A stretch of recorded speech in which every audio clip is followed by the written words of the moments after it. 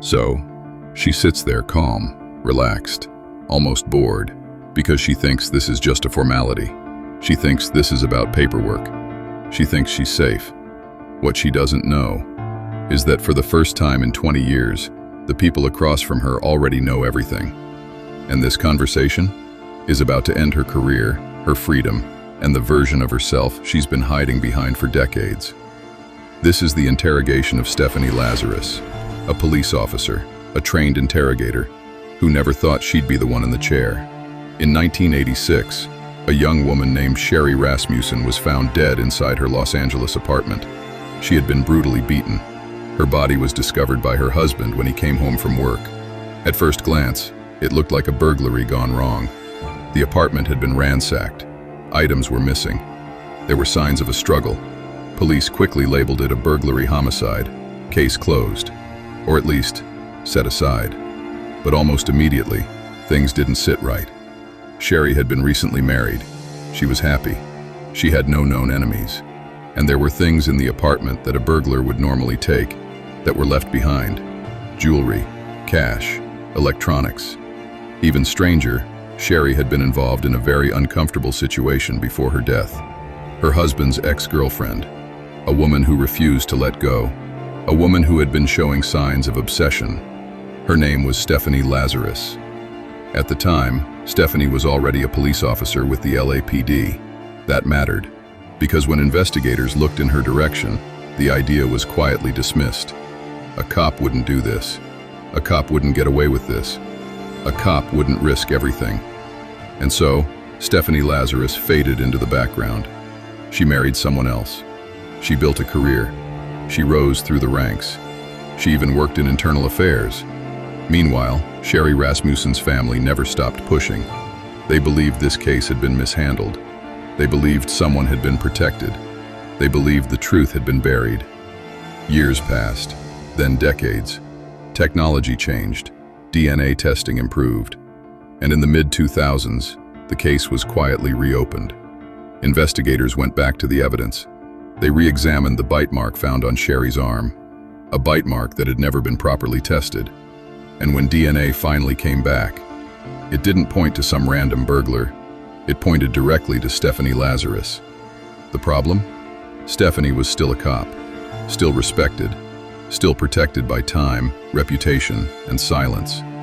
So police did something very careful, very deliberate. They invited her in, not as a suspect, not as an accused, but as a witness. Stephanie walks into the interrogation room confident, relaxed. She laughs, she jokes. She acts like someone who has done this 100 times, because she has. She knows the rules. She knows body language. She knows tone. She knows how interrogations work. What she doesn't realize is that this interrogation isn't about getting information. It's about watching her react when the story collapses. I don't want to talk about this in the squadron because I don't know who people are listening. That's true. And if we go to my site, everybody's always wondering what everybody else is doing. No problem. Okay, but like we're talking about being busy and stuff, we've been assigned a case that we've been looking at. Okay. It's a new case, and reviewing the case, there's some notes to see as far as your name being mentioned. Okay. Do you know John Rutten? John Rutten? Rutten. Oh, yeah, I went to school with him. You did? Yeah. How long did you know him? Gosh, I went to school in, let's see, went to UCLA in 1978 I started and, met him at school at the dorms. Mm-hmm. Were you guys friends, close friends? Yeah, we're very close friends. Yeah? I mean, what's this all about? Well, it's a case we're working on. It involves John, and in there, some of the statements we reviewed, there's notes and stuff that he knew you and stuff. Oh, yeah, I mean, we were good friends, I lived in the dorms for 2 years. You guys lived in the same dorm? Yeah. Okay. Yeah, Dykstra. Okay. Were you guys just friends or anything else, or? Yeah, we were good friends. Yeah. Was there ever any relationship or anything that developed between you guys? Yeah, I mean, we dated, I mean, what's this all about? Well, it's relating to his wife. Okay. Okay. Did you know her? Not really. I mean, I knew that he got married years ago. Did you ever meet her? God, I don't know. Do you know who she was or anything? Well, it's been a long time ago. I may have met her. Geez, you know. Yeah. Well, let me see. Let me ask you. You said you dated John. How long did you guys date? I mean, well, are you guys? Is this something? I mean, you said I was going to interview somebody about art, and how you guys are. Here's I mean, Stephanie, here's the situation. Is basically we knew that this when we saw this in this chrono that maybe there was some relationship there. That's what the chrono seemed to indicate, and we didn't want to come up to you at your desk and ask those kinds of questions or do anything. You know how up there people can see what's going on if you go into an interview room or people are in there getting supplies. Okay. I mean, so we wanted to afford you some privacy, some confidentiality to talk about this because we thought it might be, something, you're married to someone else, obviously, and so forth, and that you may not want to, talk about these things in that setting where someone, we don't want the rumor mill or gossip or any of that kind of stuff to start. That's fine. I mean, so we did this just as a means to try and speak to you in just a confidential place where where your business isn't out there for other people in your division to know about. God, that's been a million years ago. I mean, 23 years ago to be exact. And notice how defensive she gets when the detectives brings up John's name. The detectives noticed this too, and calmed her down by telling her this was done to protect her privacy. That made it easier for her to share her involvement with the two. Because I met Scott when I was teaching DARE up in Oregon, but we had long stopped, dating before that. So you haven't talked to him for a long time? Oh, I think I haven't talked to him in a long time. I couldn't even tell you when the last time I talked to him. I met Scott, I'm thinking in '92 maybe, April of '92. Scott being your husband. Yeah, I'm trying to think. I was teaching DARE. Let's see, what year is this? We'll be married. I got married in 1996. I think I met Scott in '92. Prior to that, I couldn't tell you how long I had talked to John prior to that. But since you met your husband, Scott, you haven't talked to him? I mean, he may have called me once or twice before we got married. Right. Geez, I moved to Simi in 1994 because I lost my house in the earthquake. Oh, really? Quite honestly, I probably keep in contact with a few people from the dorms. We all lived on the 10th floor, and there's about 3 or 4 people I keep in contact with. There's probably like 6 or 8 of us that were all really close. And who are those people? Oh, geez, Diana Bass. The people I still keep. I haven't been in contact with her in a long time. I mean, what's this all about? I mean. Well, let me ask. What ended the relationship between you and John? It was kind of a weird relationship. I mean, we dated. I can't say that he was my boyfriend. I don't know that he would consider me his girlfriend. We dated. We did things. I played sports in college. He played basketball. His brother played basketball. It just didn't work out. I mean, I don't know what to tell you. It was like I went out with other guys, saw other guys. I went on lots of vacations. And once you guys lit, were you guys still friends, or kind of, I mean, problems? Is it friendly, not friendly? No, I don't think it was not friendly. I mean, we were friendly. I know that we went to Hawaii at one point. Another friend of mine who's actually dying right now went to Hawaii with us at some point. Remember roughly when that was? Geez, let me think. I'd have to check my pictures. Or I'd say I'd ask Greg, but my friend Greg is like dying of liver cancer right now. Yeah, I mean, And you were saying that. It's 2009 now. Had you ever met his wife? I may have. Do you remember her name or anything, or what she did for a living, or where she worked, or anything about her? Well, I think I'm going to say that I think she was a nurse. And I can't even remember how he said he met her. I mean, it's been so long ago. Well, let me ask you, did you go to their wedding? No, I didn't go to their wedding. No, did not go to their wedding. Didn't even tell you what year he got married. I mean, it's been a million years ago. Do you ever remember if you ever talked to her? Because it seems like a lot of you who were at the school at UCLA, you guys kind of were friends during and after school, so I don't know if you guys still associated afterwards once he was married or anything. With him? Yeah. No, I don't think so. I mean, the people that were on the dorm floor, we'd have get-togethers. There's probably like 4 or 5. I don't think he ever came. I don't think. No, it was mostly girls. A girl named Smita, Diane. There's 2 Dianes, but the one Diane, I don't think she ever came. I kind of lost contact with her. We were good friends on the floor. Yeah, I mean, I don't, again, I don't understand why you're talking about some guy I dated a million years ago. Well, do you know what happened to his wife? Yeah, I know she got killed. What did you hear about that? I saw a poster at work. I'm sure I spoke to him about it. I think I spoke to another friend of his about it. And how did you first learn about that? Jeez. Someone could have called me. I could have heard it at work. I think at one point there may have been a flyer or something. I know a good friend of his. Were you on the job back then when that happened? Yeah, I think so. Yeah, I'm sure I was on the job. That's why I would have heard about it with the flyer. He had a good friend, Mike Boldrick. Anyways, he may have lived in the dorms. I don't remember if that's how I met him. I may have talked to him. I mean, you know, I don't remember how I heard. I mean, I don't even remember what year it was. And you think you said you thought his wife was a nurse. Do you have any idea where she was working at the time, or did he ever mention that to you? Was it a hospital or a doctor's office? I'm sure he must have mentioned it. Now that you're bringing that up, I think she worked at a hospital somewhere. And yeah, I may have met her at a hospital. I may have talked to her once or twice. At a hospital? Or more. Given that this is a 23-year-old case, the detectives asks her for bits of information as a sort of a memory jog. At one point, she was denying ever meeting Rasmussen, but she now claims to have met her at a hospital. She's a bit shaky on the questions about her and John Rutan, so the detectives bounce around different people in her story, especially when she asks, "What's all this all about?"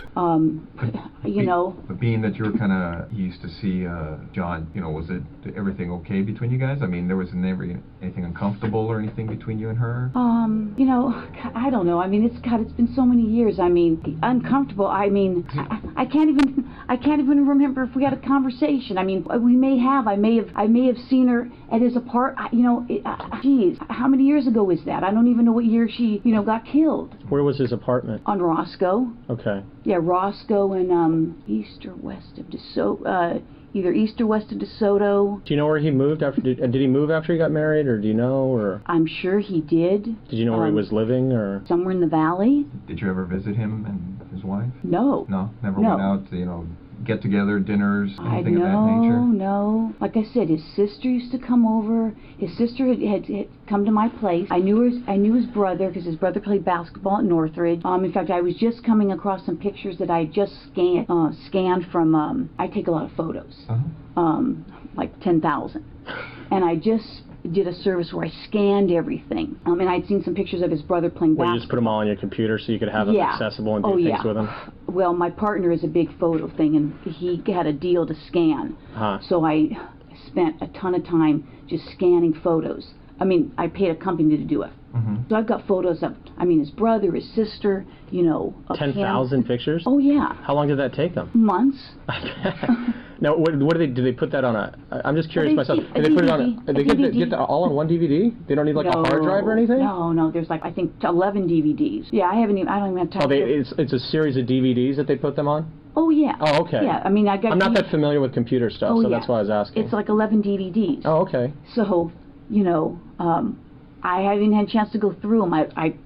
You could go through and pick which ones you don't want. I don't have time to do that. Right. You know, so like you said, did I, you know, I don't think we ever socialized. You know, he'd still call me. I can't say that I would. I mean, if he's married, I don't know that I would have called him. I mean, maybe. Who knows? I don't know. It's been a million years ago.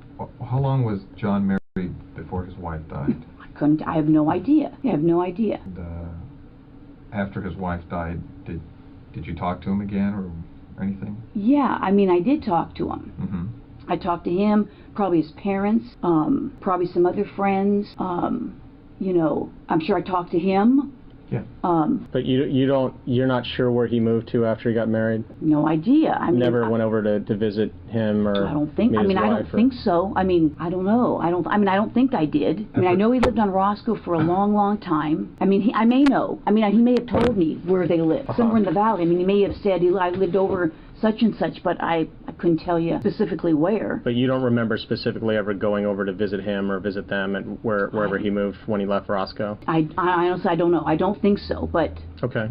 You know, I don't want to say no, I don't think so, and then he says, oh yeah, she came over for something, dropped something off. You know, I don't know. So if you did go over there, just be like a quick thing, like you're saying, drop something off, or maybe. But you don't remember as far as like going there to have dinner or like a social, anything at the house, party. Well, if you guys know something, I don't know. I don't think so. After John's wife died, you said you may have been talking to him. Did your relationship start up again? I would say no. Again, can you give me a year? I mean, this is like 2009. She died in 1986? Yeah, I think it was 86. 1986. Okay. Like I said, I'm faintly remembering that I went to Hawaii with my friend Greg. Greg and I got certified for scuba diving, and I'm thinking that John met us there, meaning Greg and I. That could have been, I got certified toward the end of 88, or 88, 89, because I got recertified again, and it had been like over 10 years, so I got recertified. My husband and I got recertified, and I'm pretty sure that John met us there. Again, I'd have to tell you what year it was. I'd have to look at my pictures, and other than that, I can't even say. He may have called me, at my home. I may have called him. I don't think he got together with our group. I don't think after his wife's death. Or even before, I don't. We went to weddings together. Did you? I got pictures. Like I said, I couldn't tell you years. It's been a million years ago. Pictures are a good lead that can prove just how close she was with Rutten and Rasmussen. Let's not forget, while she's rambling in here, there's already a search warrant issued. So basically, this interrogation is giving the detectives more leads to explore Lazarus. After she talks about her trip to Hawaii, where she ran into John sometimes, they get into the specifics of Rasmussen's death. I don't know what to tell you on that. When you heard about John's wife being killed, what was your reaction? You thought you heard about it, through a friend or in a bulletin or Either something? a friend or a bulletin. I called the family.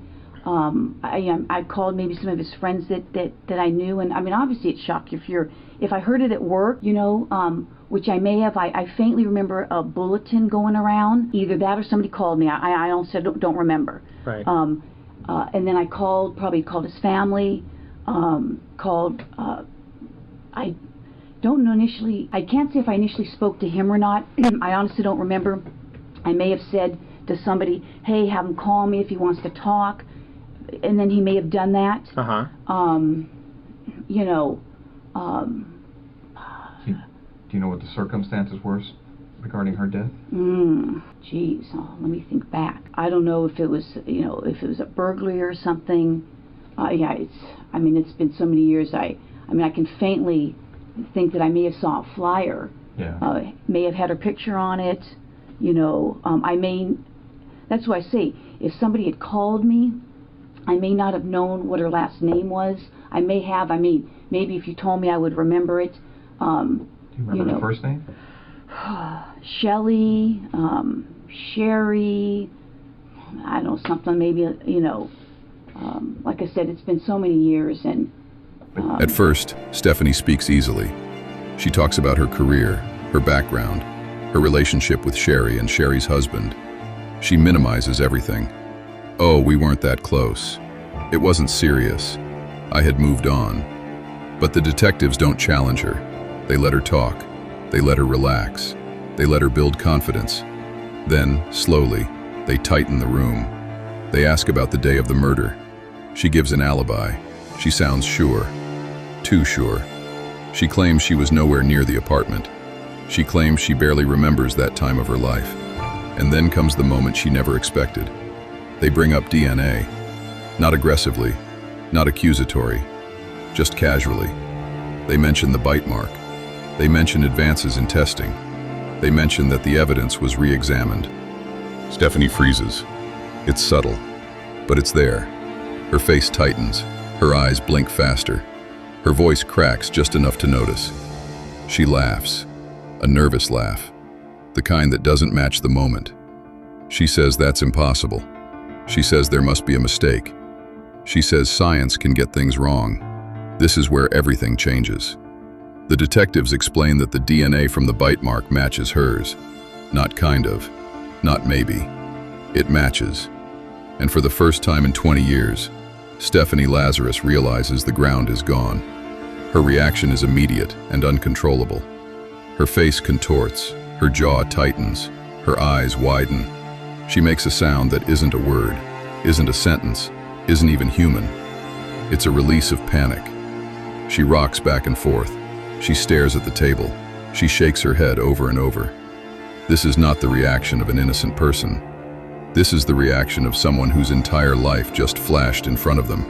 She tries to recover. She tries to reassert control. She questions the evidence. She challenges procedure. She leans on her knowledge as a cop. But it's over. The detectives remain calm, measured, patient. They explain that the DNA doesn't lie, that the case has been reviewed, that there is nowhere left to run. She begins asking questions that betray her fear. What does this mean? What are you saying? How could this happen? Because now she understands. This isn't a conversation. It's a closing chapter. After 20 years of silence, after 20 years of protection, after 20 years of living a normal life, Stephanie Lazarus is arrested. The courtroom footage later would show the same transformation, the same disbelief, the same inability to accept reality. She was convicted of first-degree murder, sentenced to 27 years to life. A police officer who thought she had outsmarted time itself, undone by a single bite mark, and a conversation she never saw coming.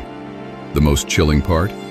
She walked into that room believing she was untouchable, and walked out in handcuffs, because no matter how long it takes, the truth waits.